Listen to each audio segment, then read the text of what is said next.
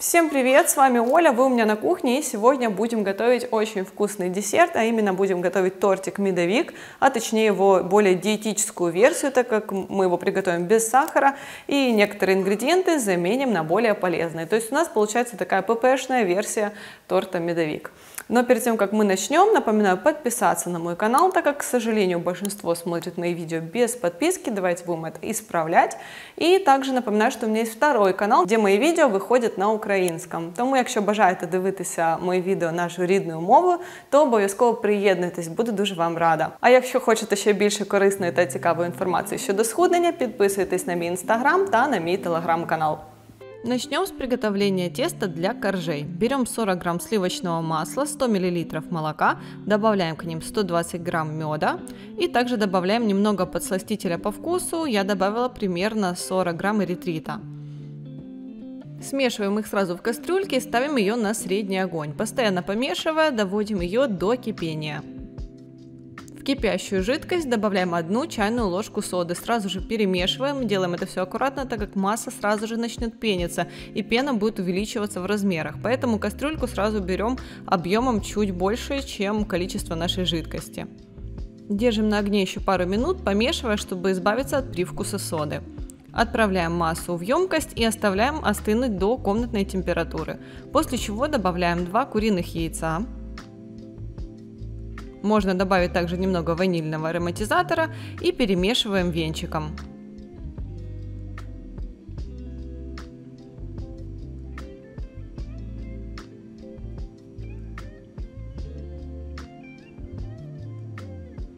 Далее добавляем муку. Я использовала рисовую муку, вы также можете использовать муку из твердых сортов пшеницы, цельнозерновую, в общем любую на ваш вкус. Рисовая, как мне кажется, лучше всего подходит в данном рецепте. Ее мне понадобится примерно 400 грамм, возможно вам потребуется чуть больше или чуть меньше, смотрите по состоянию теста. Вводим ее частями, замешиваем тесто, в итоге оно должно получиться у нас вот таким.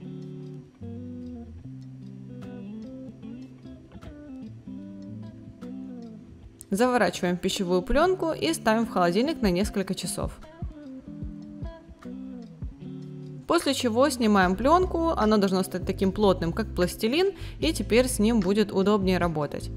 Раскатываем в колбаску и ее нарезаем на 8 одинаковых частей. Я даже воспользовалась весами, всего теста у меня было 800 грамм, ну и получается, что каждый кусочек был примерно 100 грамм.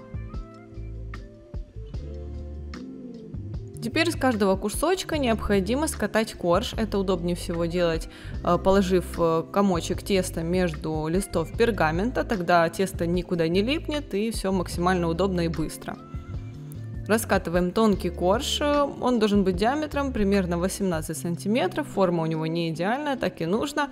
Затем с помощью тарелки либо же разъемного кольца вырезаем круг, а все, что лишнее по бокам, оставляем, оно нам понадобится позже. Делаем отверстие в корже и ставим в разогретую до 180 градусов духовку на 5-7 минут в зависимости от вашей духовки. У меня включена на режим вверх-вниз. Теперь все лишнее убираем, и эти обрезки понадобятся нам далее для украшения торта. Снимаем корж с пергамента и теперь все повторяем с остальными 7 кусочками. В итоге у нас должно получиться 8 вот таких одинаковых коржей. Приготовим крем для их смазывания. Здесь 400 грамм творога 5% жирности, к ним добавляю 400 грамм сметаны 15% жирности и также добавляем подсластитель, я добавила 70 грамм эритрита. Можно добавить вместо него мед, либо любой другой подсластитель на ваш вкус. Теперь их вместе перемешиваем миксером, чтобы масса была вот такой однородной и густой. Если у вас она не такая густая, то поставьте ее в холодильник на некоторое время. Один корж у меня треснул, поэтому его кладу на самый низ. Я немножко положила крем на тарелку и сверху положила корж, чтобы он держался. Поверх коржа выкладываю пару ложек крема и распределяю его по поверхности. Далее кладу следующий корж и так повторяю, пока не использую все коржи.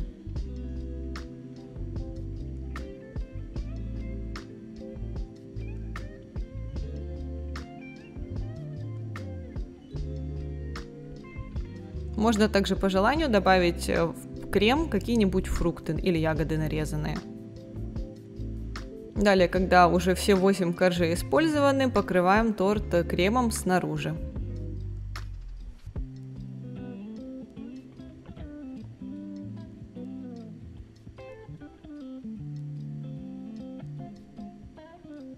Ну а теперь берем те самые обрезки от коржей и измельчаем их в чаше блендера, чтобы они превратились у нас в крошку.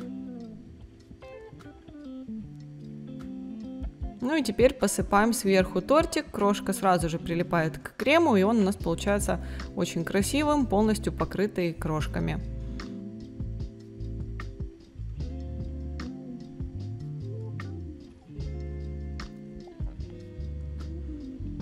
Вот такой тортик получился, его осталось только поставить в холодильник, чтобы он пропитался. Я оставила его на ночь и уже с утра украсила свежими ягодами. Ну а теперь давайте посмотрим, какой он получился внутри.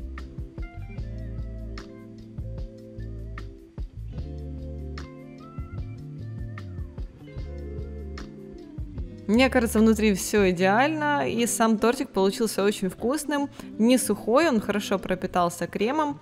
Главное не пересушить коржи, чтобы они были мягкими.